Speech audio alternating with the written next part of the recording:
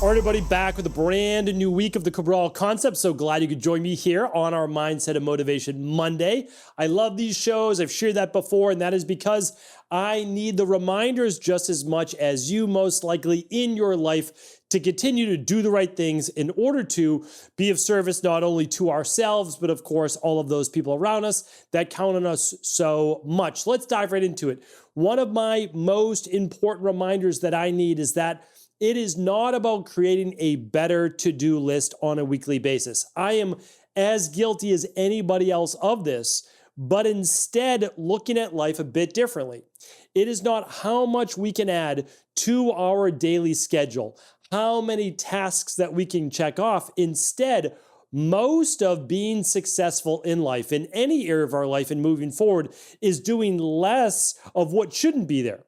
Because every time we say yes to something or add something to our schedule, we say no to something else. And I want you to think about that, because one of the best things that I learned in all of my internships overseas, and that's why my doctoral degree was so important to me, is not the textbooks. Again, a lot of times people don't believe me, and that's okay. I read thousands of books, thousands, more than 2,000 before I ever went back to school for my doctorate degree. So I had the knowledge. Dr. Pete helped me shape it properly, but it was the internship, something like we do at Integrative Health Practitioner Institute, that I wish I had back then. That's the truth. Because what I learned was this, is that one of the biggest keys to getting well is, and probably more important than the additive process, because you can always add more stuff. You can always add more foods, more supplements, more exercise, more health technology, right? But it's the subtractive process that is what most of us need in order to heal. I needed it myself. Okay, so now we know that about healing. Well, what about the rest of our life?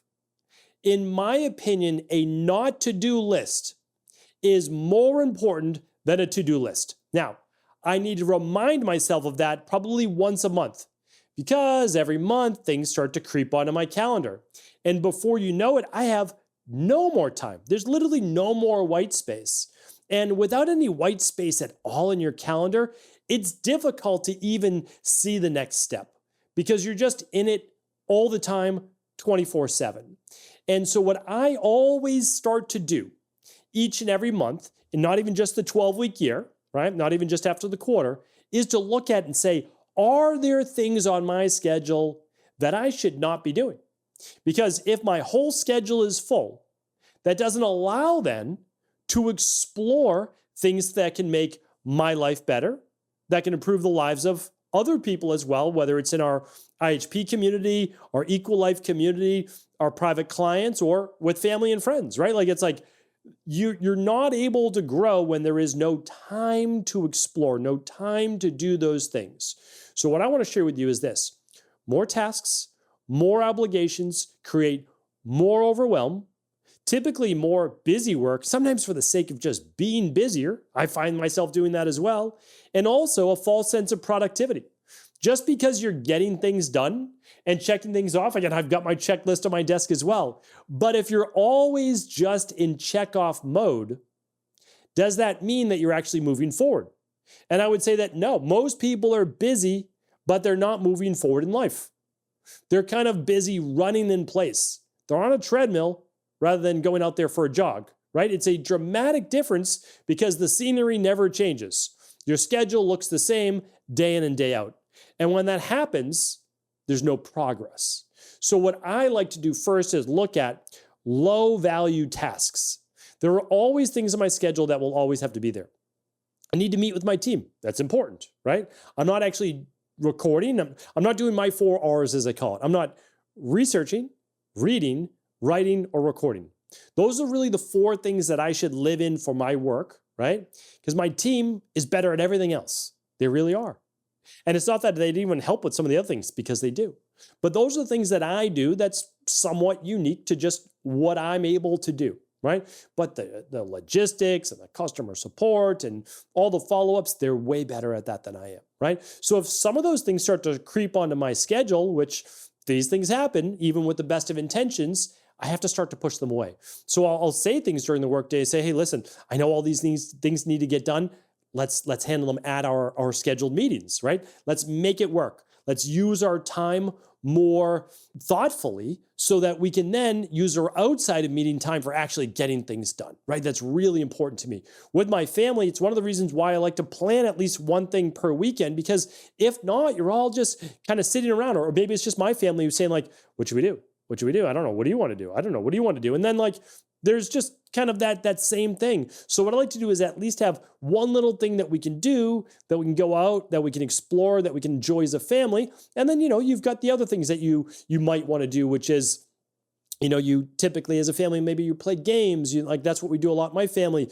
You might go for a swim if you're in nice weather, whatever it might be. Like, those are great things to do. But what's that new thing that allows you to grow as a person, as a family, in your relationship? All things that I like to look at. Some big wasters that I found during the day, really important, is just constant email checking. I check email not right away, like about 3 hours after I start my day, and then end of day. That's it. Social media, almost never until the very end of the day, right? So that's it. What are other things?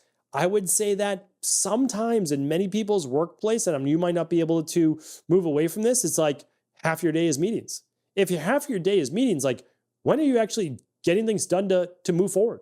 I've always had an issue with meetings. It's like, I'm not a person that likes to sit still, sit in a meeting, all of those things. So for me, it's exceptionally difficult, but I also like to work. I like to move forward. I like to create things in this world, right? And it's not, for myself, you could say, well, maybe it is, but what I like to do is I like to do what is uniquely me and try to share. And usually what does that show up as? It comes out as a daily podcast, a twice a week unique YouTube video on our YouTube channel, a unique social media on Instagram and Facebook. So it's like those types of things are what I love to be able to do. And then I get to spend my time reading, researching, writing, recording, right? Doing that, and then working with a team as well.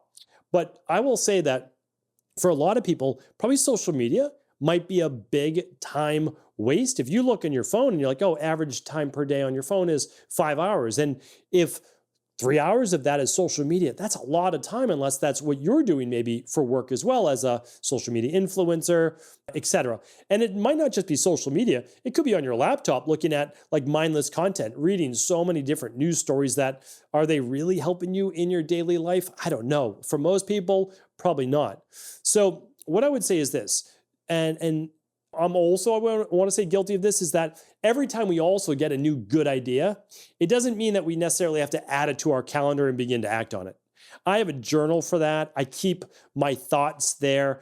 And the reason I do that is because I can have shiny object syndrome just like anybody else. Chase the newest, most exciting thing, just again, like anybody else. So what I do is I say, okay, might be a good idea, but not the right time. No, it's not built into my month or my 12-week year. So let's see if it's still important a month or two from now if I don't need to act on it at this moment. So what I've seen in my practice too is the highest performers, they don't necessarily do more. They actually do less, but do it better.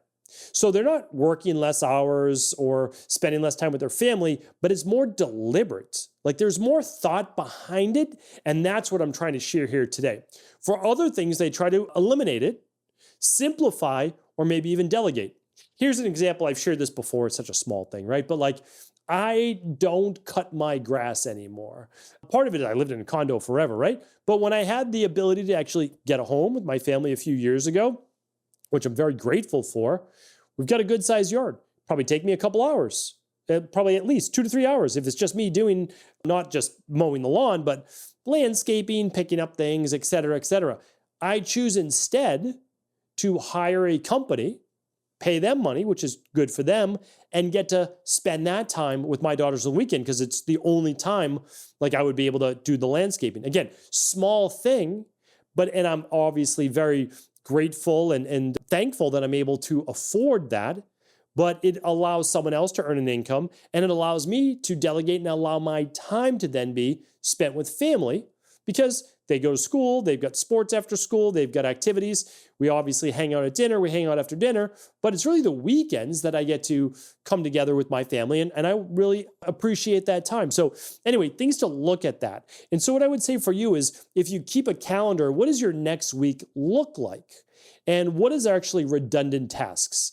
And so if your redundant tasks take up 20, 30 hours of your week, they better be really important, right? Like that really should make a difference. And if not, are there things in there that you are doing that don't need to be done? Like, really think about that. Is there a way not to do them? And then if you see yourself scrolling between these hours, can you instead schedule something else? Meeting with a friend, coaching-based program, writing, recording for yourself, especially if you're a health practitioner, doing some recording. Like, what can you do where that time would be far more beneficial? You'd create content to serve others and improve your own business or whatever it might be. All things to look at. And one thing I'll also say is this, is that we need to look at eliminating and reducing. And one part of it is simply that we might just be saying yes more often. That is good for ourselves, good for our mental health, and good for our own family. Sometimes people are giving out so much of their time, there's none left for their spouse or their family, right? And so for me, very important that we have boundaries, right? Boundaries are your time, your energy, and your focus. I get asked a couple times a week to have a meeting, go out, grab a lunch, grab a coffee. It's not that I don't appreciate that. It's just I can't do that all the time. And the reason is that, okay, it's 20 minutes to drive to wherever it is, maybe 30, right? It's a nice 1 hour meeting, 20, 30 minutes back. I lose 2 hours of my day. My day is scheduled. Those 2 hours then have to come from somewhere. So it's not like I don't like to do those things, but I can't say yes all the time. I have to have boundaries, because here's what would happen. My work still has to get done, so then it would be done at night, and that would take away from my daughters. So then I have to ask myself, is this time more important than my family time? And the answer is almost always no. It's the only reason, really, because I enjoy doing it. Well, there's two reasons why. I don't travel and speak as much as I used to. It's usually now 5 to 6 times a year instead of literally twice a month. So the only other reason, obviously that's time away from my family. But the other reason is that I just don't enjoy airport travel. I really don't like. So that phase of my life is most likely out as long as my daughters are still in the house. And so, that might be the next, 7, 8 years or so. So it's at least something to think about. But my schedule's not going to look like yours. All I'm sharing with you here today is that if you know what your priorities are, then you can start to create boundaries. And when your boundaries are exceeded through social media on yourself or meetings or whatever it might be, it's time to say, I need to take back a little bit of that time. Now, it's usually not massive, but getting yourself back an hour a day changes everything. Literally 1 hour a day allows you to read on a topic that you want to learn more about. And I've shared this before, but if you read 30 minutes a day, that's a book a month. If you read an hour a day, that's 2 books a month. You're going to become an expert pretty quick on whatever it is that you want to study. Or you can take a certification to further your job, become a health coach, become a real estate agent, become whatever it is that you're looking to do. You can do that in an hour a day. There's no doubt about it. Now, it doesn't happen the next day, no, but that time accumulates. 30 hours over a month is significant, right? Over a year, what is it? 30 hours times 30 hours, I should say, times 12 months, you're looking at 360 hours. That is you can get real work done during that time. So all I wanted to share with you here today is that I've seen this play out in health. I've seen it play out in sports, but stopping doing something is oftentimes the catalyst for real change and enabling you then to double down and focus on what really matters. Once you do that, your life begins to skyrocket forward towards your hopes, your dreams, and your goals. And that is certainly what I want for you and your family and your loved ones. So hopefully today's show was helpful. Thanks so much for tuning in. Of course, do feel free to share the show with anyone you believe could serve. Take care, and I'll talk with you tomorrow on a brand new Cabral Concept.